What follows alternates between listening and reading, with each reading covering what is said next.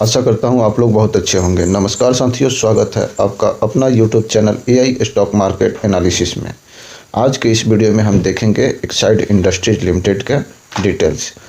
EV sector का आज के डेट में 2025 में बहुत बड़ा रोल होने वाला है। ईवी सेक्टर के लिए एक्साइड इंडस्ट्री बहुत बड़ा रोल प्ले करेगा।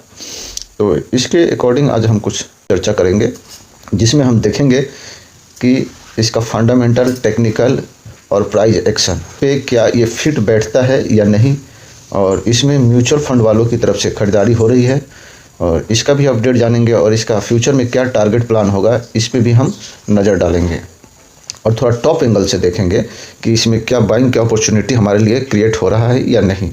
तो देर न करते हुए चलते हैं अपने टॉपिक पे। लेकिन इससे पहले आप लोगों से एक छोटा सा रिक्वेस्ट है कि हमारे जो भी साथीगण इस चैनल पे पहली बार विजिट किए हैं वो कृपया चैनल को सब्सक्राइब करें, बेल आइकन को प्रेस करें ताकि हमारी हर एक आने वाली वीडियो की नोटिफिकेशन आप तक पहुंच सके।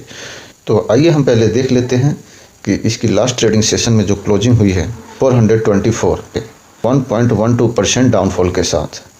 यहीं पे अगर हम देख लेते हैं कि 5 ट्रेडिंग सेशन में इस स्टॉक ने अपने इन्वेस्टर को क्या दिया है, तो अगर 5 ट्रेडिंग सेशन में हम देखते हैं तो नियर अबाउट 2% का रिटर्न है। 1 मंथ की बात करें तो यहाँ पे भी निगेटिव रिटर्न देखने को मिल रहा है, नियर अबाउट 6.45% डाउनफॉल के साथ। और 6 मंथ में हम देखते हैं तो 6 मंथ में 25% का डाउनफॉल देखने को मिल रहा है। जो भी इन्वेस्टर इस स्टॉक को अपने पोर्टफोलियो में 6 मंथ पहले यदि ऐड किए हैं तो उनको लॉस देखने को मिल रहा होगा।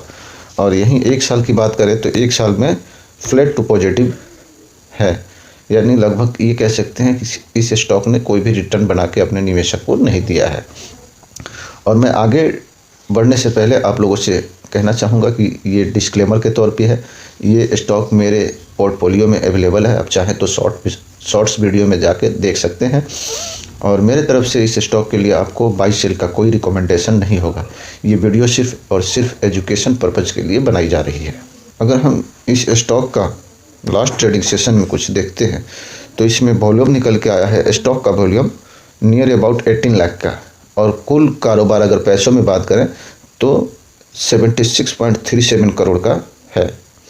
और इसमें जो लास्ट ट्रेडिंग सेशन में माल उठा है वो बहुत ज़बरदस्त है। डिलीवरी में 46.27%। अगर डिलीवरी में कोई स्टॉक उठता है तो कोई बड़ा प्लेयर ही उठाता है, क्योंकि छोटे निवेशक इतना माल नहीं उठा पाते हैं। और इसकी जो 52 वीक हाई लगा है 620 का, 620 का, ये 25 जुलाई को लगा था। और 52 वीक लो जो है 19 मार्च 2024 को लगा था 290 का। और एक्साइड इंडस्ट्रीज का मार्केट कैप देखते हैं तो 36,104 करोड़ का मार्केट कैप है। करेंट पी 43.2 का है और इंडस्ट्रीज पी 31.1 का है, यानी ये थोड़ा सा एक्सपेंसिव दिख रहा है इंडस्ट्रीज पी के अकॉर्डिंग। ROC देखें तो 10.2 का है, ROE 7.05 का है। बुक वैल्यू इसकी 163 पे है और कंपनी का फेस वैल्यू 1 का है। और यहीं अगर हम कर्जा देखते हैं कंपनी के ऊपर क्या है और कैश क्या है, तो कंपनी के पास कैश एक 172 करोड़ अवेलेबल है। और डेप्थ देखते हैं तो डेप्थ 1867 का है, यानी अगर कर्जा और कैश को कंपेयर करते हैं तो कंपनी के ऊपर कर्जा ज़बरदस्त है या ठीक ठाक कह सकते हैं। और यदि पी रेशियो की बात करें हम तो पी रेशियो 5 साल में जो कंपनी का एवरेज पी है 21.5 का है, और ये करेंटली महंगा ट्रेड कर रहा है अगर हम 5 साल के कंपेयर से नज़रिए से देखें तो। यहीं अगर 3 साल के नज़रिए से हम देखते हैं तो 3 साल के नज़रिए में कंपनी का मीडियम पी जो है 25.4 का है, उसके अकॉर्डिंग भी ये महंगा दिख रहा है। यहीं पे अगर हम 1 साल के नज़रिए से देखते हैं तो 1 साल के नज़रिए से इसका मीडियम पी 45.5 का है, उसके अकॉर्डिंग ये थोड़ा सा चीप दिख रहा है। तो अगर long term short term investor है तो इससे आप कंपेयर कर सकते हैं। और यदि पेयर कंपनी देखें हम इसमें तो 7 कंपनियों का लिस्ट है, जिसमें ये 5वें नंबर पे है। और 5वें नंबर पे होने के बाद भी अगर पी की रेशियो में देखें तो पी के कंपेयर में ये कंपनी लगभग 3rd नंबर पे है।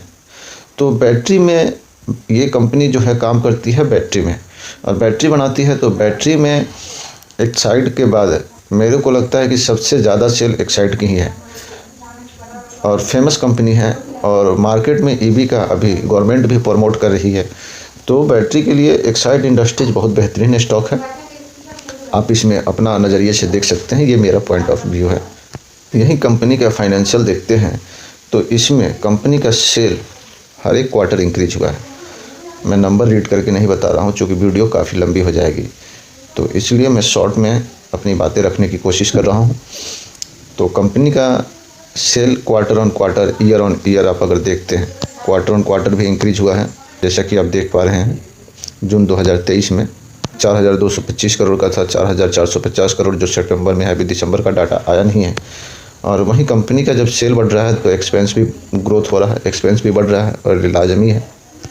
और यहीं पे मेन चीज़ है कंपनी की प्रॉफिट क्या अर्निंग आ रही है, कंपनी कितना काम कर रही है। ये तो बात ठीक है, सेल और एक्सपेंस बढ़ रहा है, लेकिन उसके साथ साथ कंपनी का प्रॉफिट भी बढ़ना चाहिए। तो नेट प्रॉफिट भी इंक्रीज हो रहा है। अगर हम ईयर ऑन ईयर देखें तो हल्का सा डाउन दिख रहा है हमें, लेकिन क्वार्टर ऑन क्वार्टर ठीक है, स्टेबल है। थोड़ा सा डाउनफॉल देखने को मिल रहा है जो कि इसके स्टॉक पे भी इफेक्ट हो रहा है। वहीं अगर हम ईपीएस की बात करें तो अगर ईयर ऑन ईयर कंपेयर करते हैं तो ईपीएस थोड़ा सा डाउन है और क्वार्टर ऑन क्वार्टर कंपेयर करते हैं तो ईपीएस ठीक है। यही कंपनी की कंपाउंडिंग सेल ग्रोथ देखें तो लॉन्ग टर्म के नज़रिए से ठीक है, 3 साल में देखें तो 70 का है। प्रॉफिट ग्रोथ देखते हैं, ये लास्ट ईयर में थोड़ा सा डेंट दिख रहा है, बाकी 10 साल 5 साल 3 साल में ठीक है। हाँ, ये है कि हल्के हल्की ग्रोथ है, वो लेवल पे ग्रोथ है लेकिन पॉजिटिव ग्रोथ दिख रही है। वहीं स्टॉक CAGR देखें तो स्टॉक CAGR बेहतरीन है, चाहे 10 साल 5 साल 3 साल या 1 साल की लास्ट ईयर की भी बात करें तो। और रिटर्न ऑन इक्विटी ये भी हमें अच्छी देखने को मिल रही है। और अगर शेयर होल्डिंग पैटर्न पे नज़र डालते हैं तो कंपनी के पास जो प्रमोटिंग होल्डिंग पड़ा हुआ है ये कंटिन्यू स्टेबल बना हुआ है, ये प्लस पॉइंट है। इससे दूसरे भी इन्वेस्टर ये देखते हैं कि प्रमोटर के पास क्या स्टेक है, वो बार बार खरीद बेच तो नहीं कर रहे हैं, तो ये एक पॉजिटिव साइन है। यहीं अगर FI की बात करें तो FI के पास भी कंटिन्यू ठीक ठाक स्टॉक पड़ा हुआ है और DI भी अपना स्टेक मेंटेन करके रखे हुए हैं। DI में कुछ अभी नए इन्वेस्टर जुड़े हुए हैं, उनको हम देखते हैं।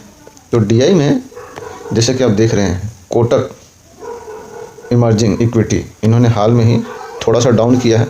पीछे इनके पास 5% था, 4.75% पे हो गया, यानी 0.25% इन्होंने शॉर्ट आउट किया है। और यहीं पे अगर हम देखें तो कोटक महिंद्रा ट्रस्ट ने भी थोड़ा सा इक्विटी को अपना डाउन किया है। और हम कुछ बड़े नाम देखें तो अच्छे अच्छे इन्वेस्टर इनमें पोजीशन बना के बैठे हुए हैं।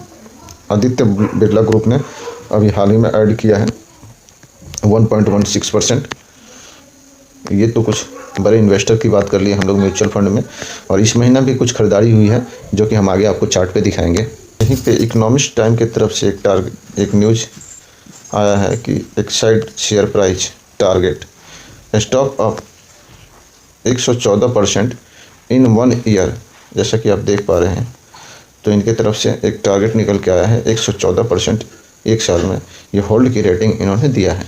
और यदि म्यूचुअल फंड की बात करें तो म्यूचुअल फंड में दिसंबर मंथ में जो हमें अभी लेटेस्ट डाटा प्राप्त हुआ है, इसमें हम देख पा रहे हैं जो सबसे बड़ा सेलर है कोटक इक्विटी 0.06% का सेल किया है इन्होंने। नियर अबाउट अगर हम देखें 5 लाख इक्विटी इन्होंने दिसंबर में सेलिंग किया है। और यहीं पे अगर बायर हम देखें, सबसे बड़ा बायर तो देखिए कोटक का ही ये दोनों फंड है, एक ने सेल किया है और एक ने बाई किया है। तो Kotak equity arbitrage fund growth 2,03,400, यानी अगर परसेंटेज टर्म में देखें तो 0.24% इन्होंने बाइंग किया है। और अगर सेलिंग की परसेंटेज देखें तो 0.06% सेल हुआ है। तो दोनों ही कोटक के ही फंड हैं। और अक्टूबर मंथ में हमें सेलिंग देखने को मिला है इसमें म्यूचुअल फंड वालों की तरफ से। सितंबर में हल्का बाइंग है, अगस्त में भी बाइंग है, जुलाई में भी बाइंग है और अभी दिसंबर में भी बाइंग चल रही है। और अक्टूबर में जैसे कि हम लोग देखें, सितंबर में जो क्वार्टरली रिजल्ट आया वो Q1 के कंपेयर में तो ठीक था, लेकिन ईयर ऑन ईयर थोड़ा सा डाउन था। तो डाउन होने की वजह से म्यूचुअल फंड ने यहाँ पे प्रॉफिट बुकिंग किया है। और हम आगे चलते हैं इसके चार्ट पे और वहाँ पे हम टेक्निकल और प्राइस एक्शन दोनों देखेंगे। तो साथियों, हम चार्ट पैटर्न पे अब इसकी कुछ टेक्निकल इन्फॉर्मेशन कलेक्ट करते हैं। तो जैसे कि ये मैंने इंडिकेटर जो लगाया ये फिबोनाची है। तो फिबोनाची को अगर हम देखते हैं तो इसके अकॉर्डिंग इसमें डाउनफॉल जो देखने को मिल रही है वो 0.6 के नीचे गया हुआ था, लेकिन अभी 0.6 पे आ गया है।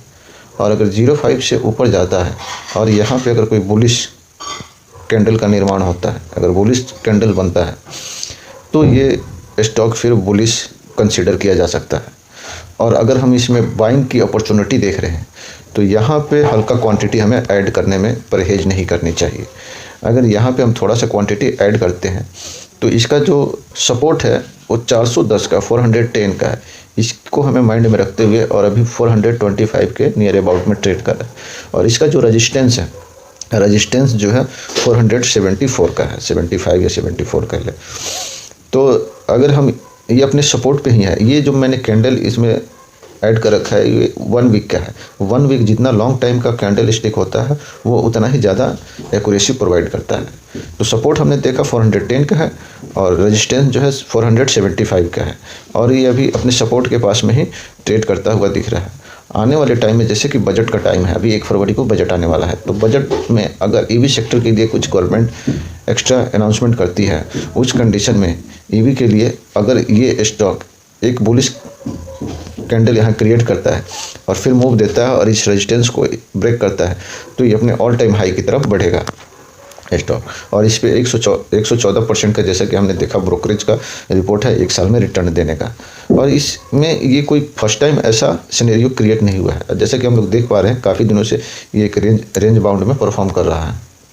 यहाँ पे तो हम लोगों ने देखा कि चलो यहाँ पे रेंज बाउंड में ये परफॉर्म कर रहा है, और ये कर रहा है नियर अबाउट, अगर अप्रैल टू जनवरी देख लें, यानी 8 महीनों से यहाँ पे ये कंसोलिडेट एक तरह से कह रहे हैं, रिवर्सल के बाद कंसोलिडेशन में है। ये सिनेरियो कुछ दिन पहले भी यहाँ पे हुआ था, लेकिन ये लगभग 4 महीने चला था। यहाँ पे आप देख सकते हैं जनवरी टू अप्रैल के बाद इसमें एक ज़बरदस्त उछाल आया था। और इससे पहले हम देखें तो इससे पहले भी इस स्टॉक में इस तरह का पैटर्न बना हुआ है, अगर आप ध्यान से देखें तो। और देखिए उसके बाद इस स्टॉक में क्या ज़बरदस्त गेन देखने को हमें मिला है। कंसोलिडेशन में जाता है तो काफ़ी टाइम लगाता है। अब कंपेयर कीजिए 2021 से 2023, 2 साल का लंबा टाइम लिया, लेकिन इसके बाद ये स्टॉक कहाँ पहुँच गया। जितना लंबा कंसोलिडेशन होता है उतना ज़बरदस्त उस स्टॉक में उछाल देखने को मिलती है। ये देखिए 2021 से 2023 हम लोगों ने देखा यहाँ पे, और इसके बाद में ये स्टॉक हो गया रॉकेट। और एक बार की कहानी नहीं है, अभी तो यहाँ 10 महीने हुआ है, 2 साल कंसोलिडेशन में जाने के बाद स्टॉक हुआ है रॉकेट। ये पीछे भी देखिए, यहाँ पे हमें दिख रहा है। इसके बाद इसका प्राइस, ये थोड़ा सा चार्ट छोटा लग रहा है, लेकिन यहाँ 100 से 250 हो गया।